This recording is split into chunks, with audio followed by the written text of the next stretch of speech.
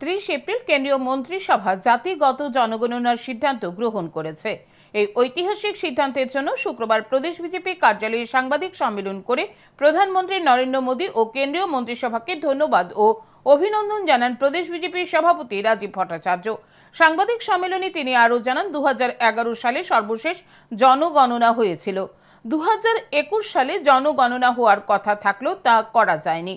2010 সালে তৎকালীন প্রধানমন্ত্রী প্রয়াত মনমোহন সিং লোকসভায় প্রতিশ্রুতি দিয়েছিলেন জাতিগত জনগণনা করা হবে, কিন্তু পরবর্তী সময় 2011 সালে জনগণনার সময় জাতিগত জনগণনার বিরোধিতা করে কংগ্রেস। তখন প্রতিশ্রুতি দেওয়া হয়েছিল পৃথক করে জাতিগত জনগণনা করা হবে। পরবর্তী সময় কেন্দ্রীয় সরকার বহু অর্থের বিনিময়ে অস্বচ্ছভাবে জাতিগত জনগণনা করেছিল, যার কারণে তৎকালীন সরকার জাতিগত জনগণনার রিপোর্ট প্রকাশ করতে পারেনি। জাতিগত জনগণনার ফলে এসসি এসটিদের ন্যায় ওবিসি সম্প্রদায়ভুক্ত কতজন জনগণ রয়েছে তাও জানা যাবে।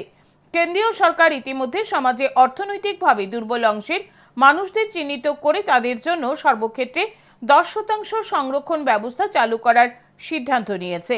রাজীব ভট্টাচার্য এদিন অভিযোগ করেন, কংগ্রেস এবং তার সহযোগী দলগুলি জাতিগত জনগণনার দাবিকে সর্বদা রাজনৈতিক হাতিয়ার হিসেবে ব্যবহার করে এসেছে।